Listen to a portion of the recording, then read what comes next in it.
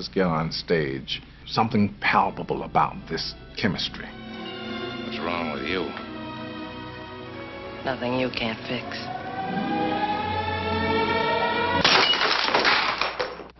Okay, fatso. If it's killing you want, come on. Early recollections of Lancaster was that he would bring to a role, I mean, the acrobatic nature. It was like Lancaster could do it and nobody else could do it. I mean, he was the acrobat of our time. His one thing that was really Burt Lancaster was when he'd give you that smile, you know, that, you know, and it had everything in it: menace, kindness, everything that you could read into it if you wanted to, you know. Well, now I'll tell you. I was born with a powerful passion to create. I can't write, I can't paint, can't make up a song. So you explode things. Well, that's how the world was born. Biggest damn explosion you ever saw. Elmer Gantry, there's one thing where he takes off running and strides. He was really almost like a nightclub performer in that. As long as I got a fist, I'll punch it. And as long as I've got a tooth, I'll bite it. And when I'm old and gray and toothless and bootless, I'll gum it till I go to heaven and booze goes to hell. The great thing about him is that he was very willing to show himself in an off light. I know it's a difficult thing to be an artist in this crudest of all possible worlds, but Look, I'm not here as an artist. I'm here as an average Joe who happens to love your sister. well, just be careful you don't knock her off her feet, When I talked to him on the set of Field of Dreams, he says, oh, the studios were scared of me. Ha ha ha ha. They were scared of me. And I knew what he meant. If you could do anything you wanted, if you could have a wish. Well, you know, I never got to bat in the major leagues. I'd have liked to have that chance, just once. To stare down a big league pitcher. To stare him down, and just as he goes into his windup, wink. Make him think you know something he doesn't. He has a special place in my heart just because we worked together and because of the scenes that we were able to share in the movie ultimately came out the way we wanted.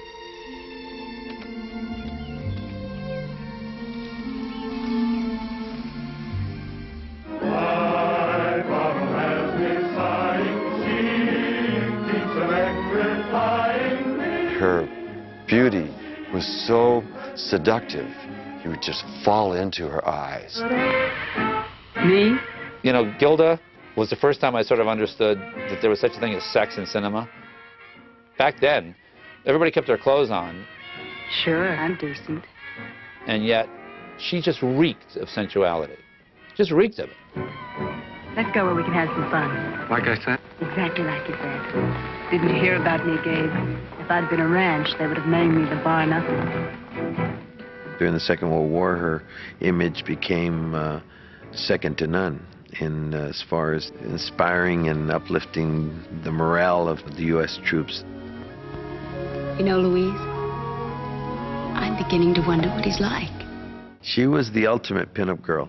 I was meant for you. You were meant for me. If actors are conduits to places and emotions that you want to go, she's there without trying. Why don't you try to understand? George was supposed to take care of Arthur, but he lost his silly head and shot Broom. After that, I knew I couldn't trust him. Because I was a redhead, I wanted to be like Rita Hayworth. She was just the most flamboyant, sexy, vibrant, and she was my favorite, and still is.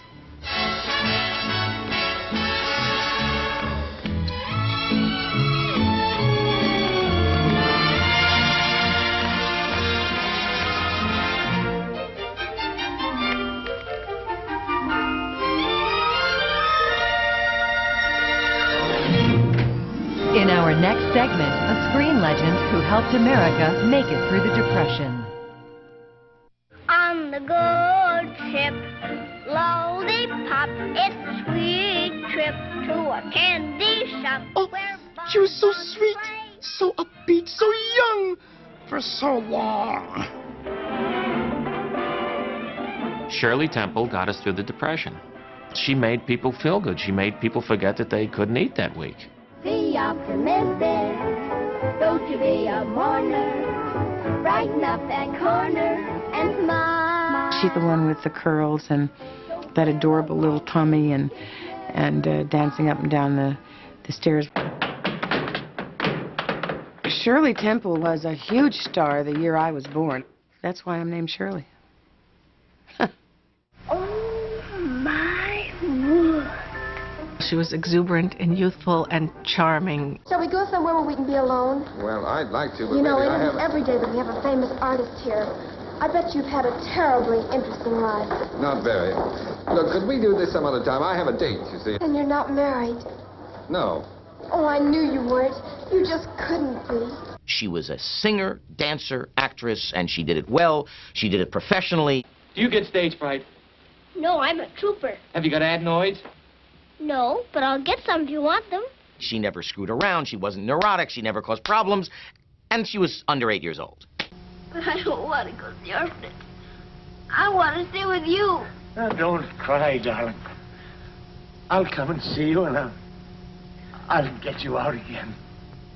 This was the biggest star in the world, and she weighed less than an Oscar does now.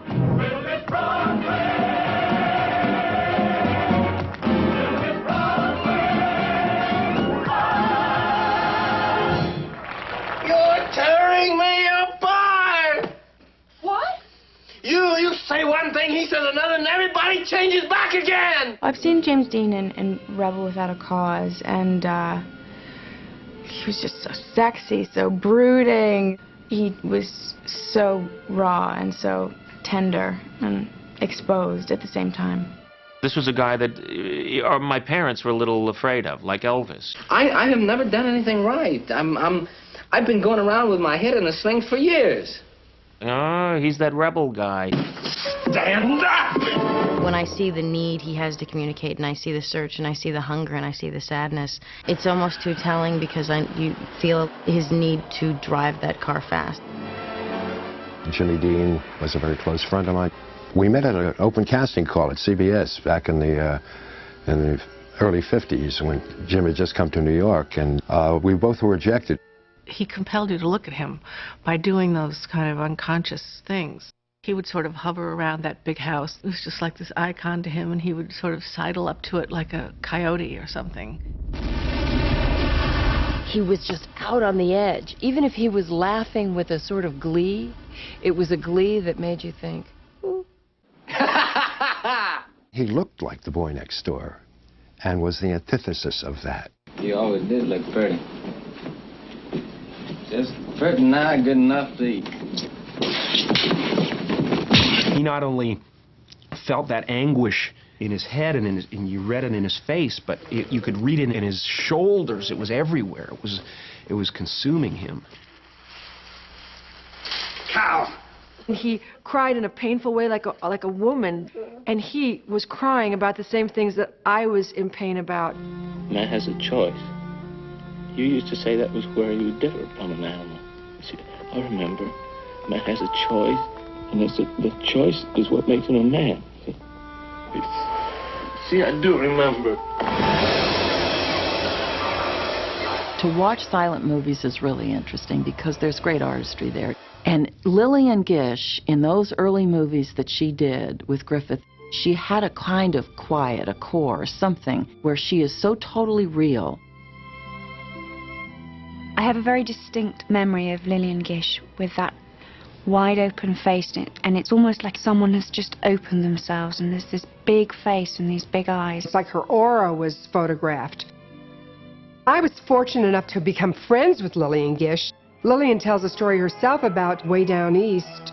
She just lay there with her hand in the water, and her hand to the day she died was somewhat impaired from those long periods of shooting with her hand in the icy water. Lord, save little children.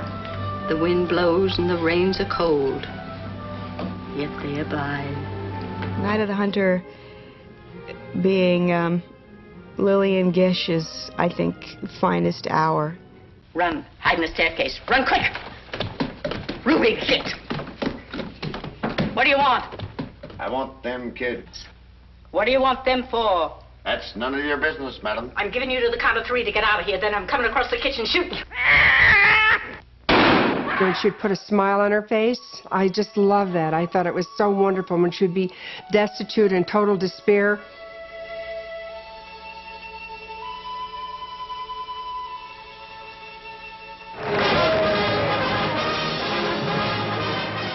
There was an audaciousness about Kirk Douglas and an aggressiveness and a sensitivity and a power very few actors had.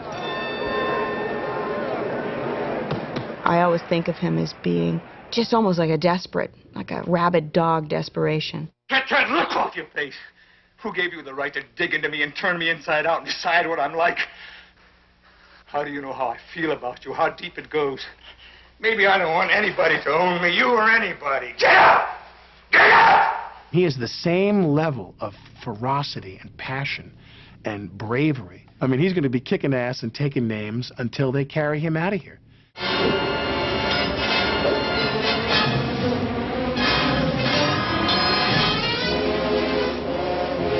More than any of all of his roles, Spartacus was the one that I just totally fell in love with him. I want to have a son. Well, it might be a daughter. Why didn't you tell me? I just did. Oh, you're cold. Here, get underneath this. Oh, did I hurt you? No, you didn't. Oh, I didn't mean to be so rough. He brought a nobility and a sensitivity and a physical ability to defend his ideals that very few actors had. I can't believe that the noblest impulse in man, his compassion for another, can be completely dead here.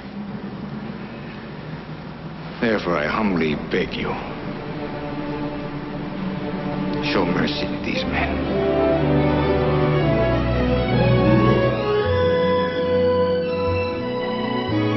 It's an awful thing to do to a woman my age. Leave her alone with her thoughts. One morning, I shot an elephant in my pajamas. How he got in my pajamas, I don't know. Hello! How do you do? Match me, Sidney.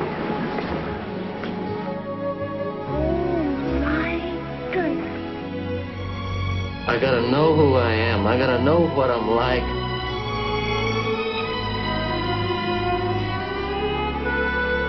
That's star quality.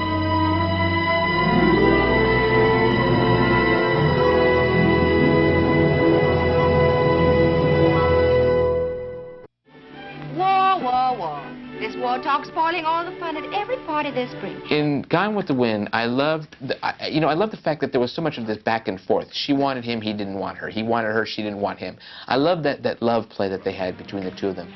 What do you want?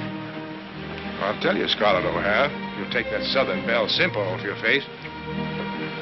Someday I want you to say to me the words I heard you say to Ashley Wilkes. I love you. That's something you'll never hear from me, Captain Butler, as long as you live.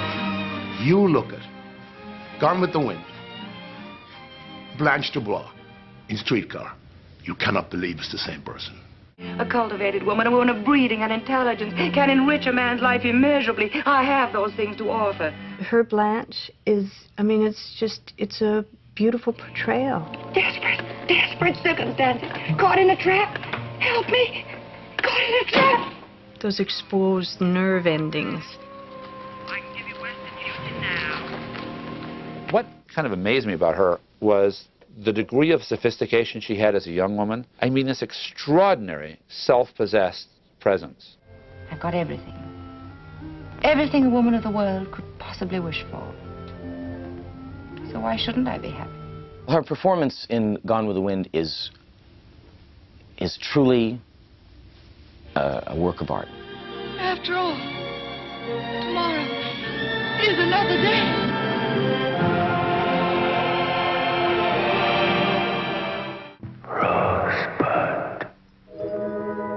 Wells is someone as an actor who, his range of emotion on film is so broad.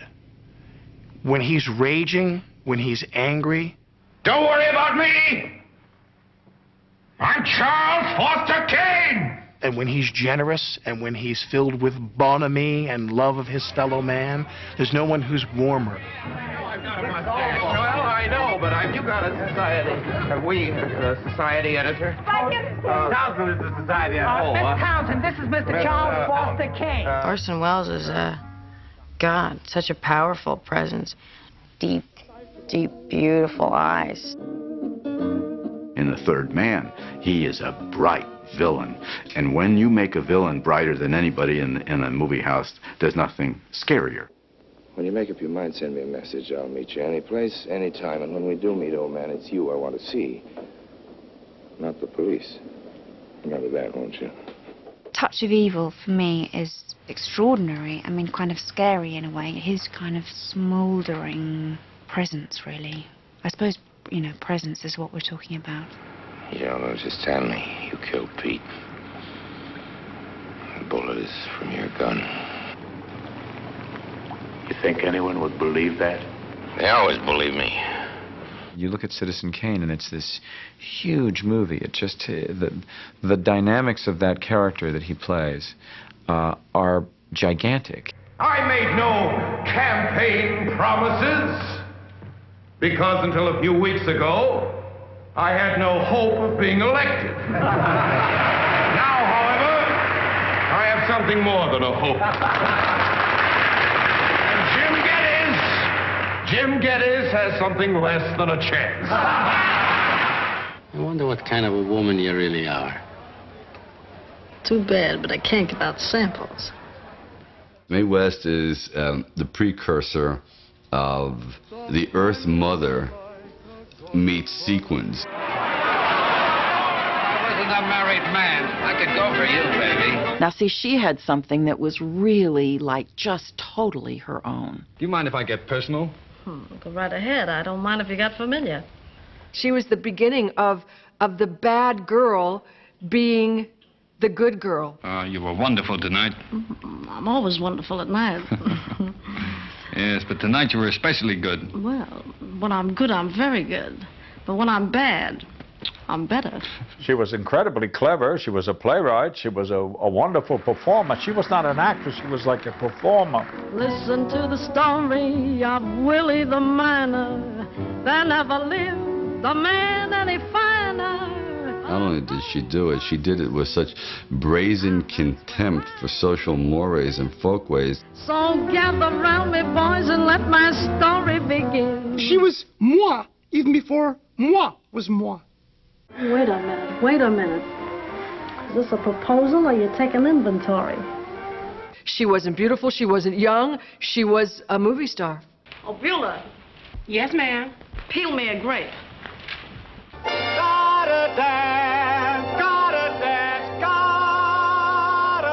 Gene Kelly had a very different energy. He was someone who attacked differently.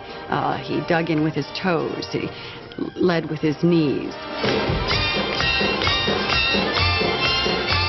He was like the blue-collar Fred Astaire.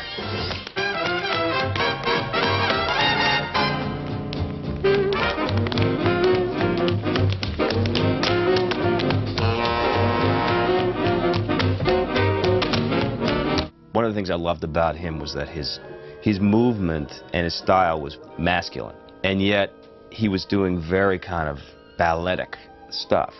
It was okay for a guy to like the way that Gene Kelly danced in a way.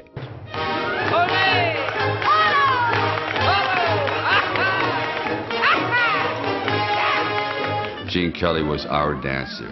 He was the sailor that could do it all.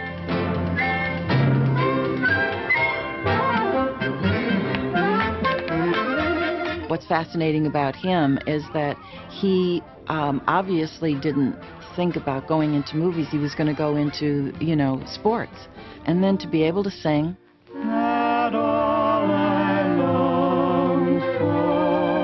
And then to be able to act. People think we lead lives of glamour and romance, but we're really lonely. I also thought he was brilliant with Sinatra. He deferred in a way that didn't diminish him as he was dancing with a singer. He allowed Frank to be a dancer. What a dish, what a dream, what a day! Singing in the Rain is one of my favorite numbers because it is so incredibly exalted. And he was able to pull off not only very difficult steps and the ability to take different levels, and also because the emotional impact of that, as well as his ability to share his particular joy. Dancing and singing in the rain.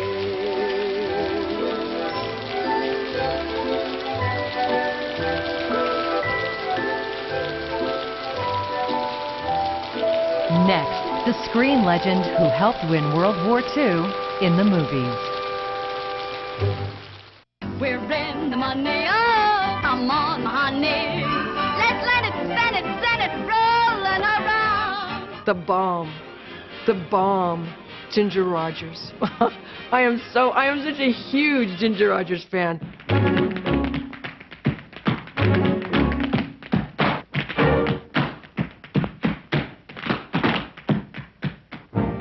I always thought that was a terrific line about Ginger Rogers, that she did everything Fred Astaire did, except backwards and in high heels. I mean, let's face it, that's what girls are asked to do.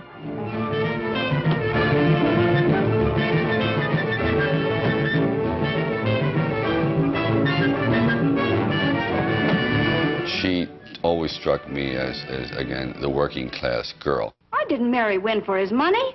I don't care if he hasn't got a penny. But, Miss Boyle, thou art not being quite reasonable about this. Says thou. And I think that's what her hook was. She's the girl that made it, but she really is one of, quote, us. Oh, I've got a fine picture of your family conference here. All the Straffords trying to figure out how to take the curse off Kitty Foyle, buy the girl a phony education, and polish off the rough edges and make a mainline doll out of her. My favorite Astaire Rogers dance routine is in Follow the Fleet, and they start dancing all around, and she's wearing this beautiful, beautiful dress with these big, long sleeves.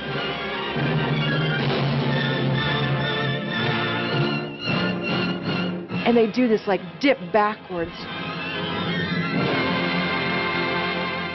Is it safe? Is it safe? Is it safe? Olivier always wanted to be the greatest actor in the world. That was his total dedication. He didn't work on motivation. He worked on things like fencing, and he worked on voice.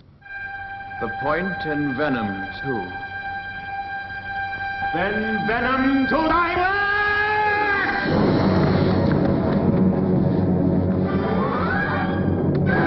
My first recollection of him was from Wuthering Heights, and that obsessive, possessive jealousy. Catherine Earnshaw, may you not rest so long as I live on.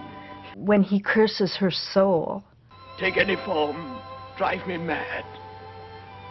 Only do not leave me in this dark alone, for I cannot find you. Those are the kind of fantasies, you know, you grow up with. But it's when she's gone and left me that I start to say goodnight. All of the qualities Archie Rice needed really were not within the Olivier canon, including learning to tap dance. And of course, he did it till he got it right. I think that must be, to my knowledge, one of the very first working class roles that Olivier ever played. He tended to play noble people. I must marry Brother Edward's daughter, or else my kingdom stands on brittle glass. Murder her brothers and then marry her. You were somehow a co-conspirator in his schemes and his designs. I thought, this is an animal dying, this scaly crocodile creature dying. And later on I learned that that was what had been in his mind. It was a brilliant, brilliant performance. What do you think? Well, I will rephrase the question. thank you. Do you like it? There's the only thing you ever have to know about Grace Kelly. The first moment she kisses Jimmy Stewart in Rear Window, she was like an icon of the most wonderful girl next door who all of a sudden is kind of sensual in this movie. Anything else bothering you? And I remember thinking at that moment, man, I gotta find a girl like that. I've been looking ever since. I can't stand seeing you hurt. Thank you, dear. In high society, she was divine. I'll give them a story. Now, Tracy. I'll give them a slant on Newport home life that will stand their hair on end. Oh, Tracy, promise me you'll behave like a lady in front of these creatures. I promise. She was a classy woman. She's not glamorous. She had a certain class that allowed us to hang with her in those tougher moments. I'm a drunkard's wife, that's the truth, too. And I think it's high time you stopped looking at everything as if it were a musical comedy and faced a little bit of it yourself. To be frank, I find you slightly grotesque, Mrs. Elgin. No one could turn their head for a kiss like Grace Kelly.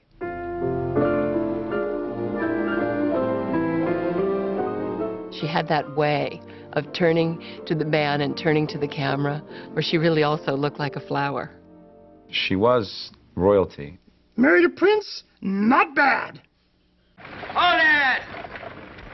Oh, steady, ho. John Wayne moved with unbelievable grace. You saw this unleashing of power when he moved, and you saw this unique get-out-of-my-wayness of him. Won't anything make a man out of you? You once told me never to take your gun away from you. You yellow belly. He was sort of the personification of the idea of the American as the rugged individualist. He knew exactly when to speak. He knew exactly when not to speak. The quiet man showed a side of him that was whimsical, that was funny, that was charming.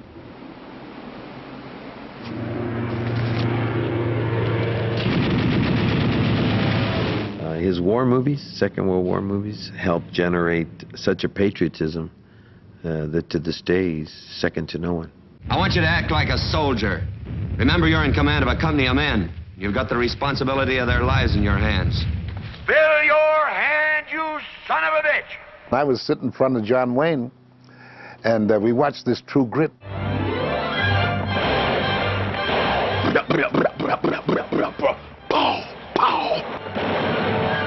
I tapped John Wayne on the knee and I said, "Duke, you just won yourself an Academy Award nomination."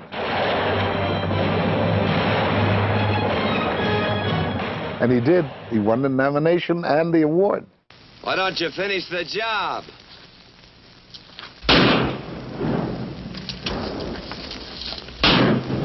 He played like a horrible character in Searchers.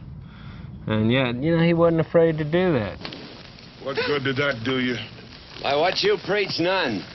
But what that Comanche believes, ain't got no eyes, he can't enter the spirit land. Has to wander forever between the winds. You get it, Reverend. Come on, blanket head. Anybody who doesn't really recognize how great John Wayne is, all you have to really do is look at movies like The Searchers, and the legend is inside those movies.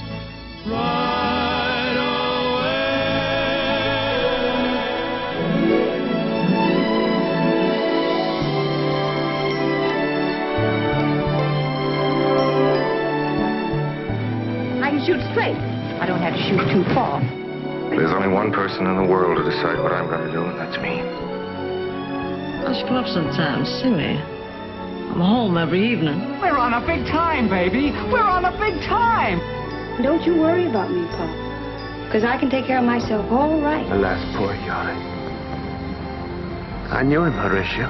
The theater and the people in it have always been a complete mystery to me. Isn't always being fast or even accurate that counts.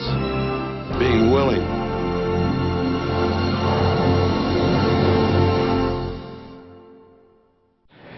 You never really understand a person until you consider things from his point of view. Sir?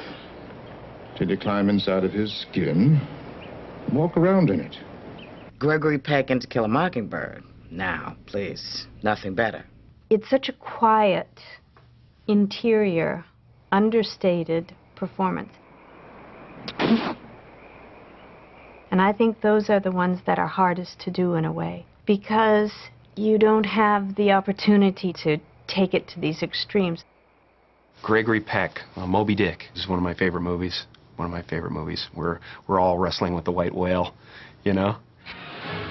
I spit my last breath at thee, thou damned whale!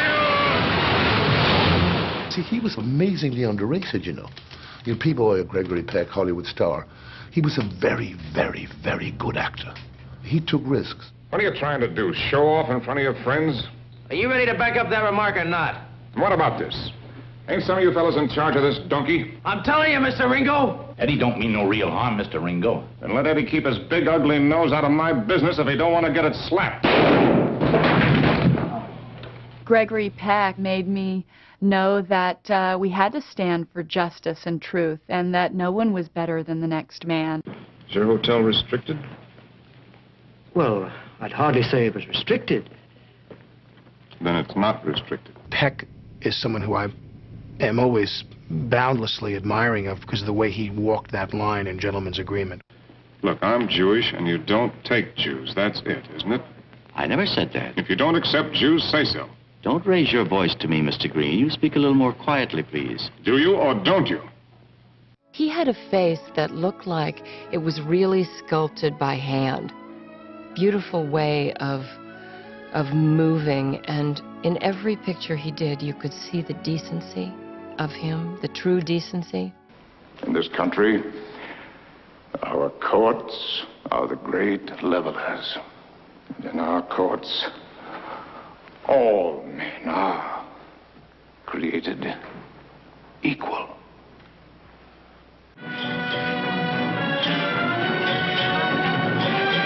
I've loved her as Cleopatra. I'm not sure it was really Cleopatra, but there's just something about Claudette and the Nile that kind of went together. I don't know. Why, Anthony. What?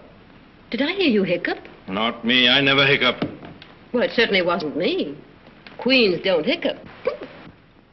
Claudette Colbert strikes me as sort of an early feminist in a way. Do you mind if I try? You? Don't make me laugh. Oh, you're such a smart aleck. Nobody knows anything but you. There's really sexist kind of things going on, you know, but she's not having any of that.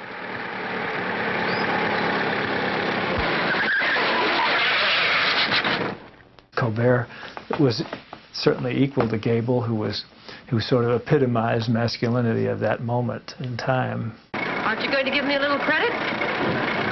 What for? Well, I've proved once and for all that the limb is mightier than the thumb. She's very sexy, but somehow a perpetual virgin. And there always comes to a moment where she's, oh, no, no, no, no, no. No, Michael. No, Michael. No, don't do that, Michael. Strong, beautiful, brilliant, great timing.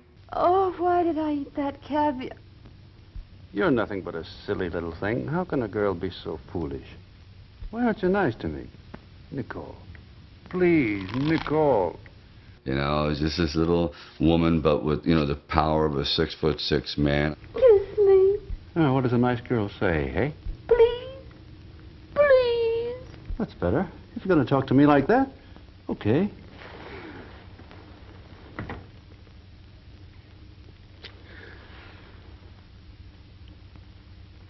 Cooper had that every man ease, and the every man, every woman wish was hers.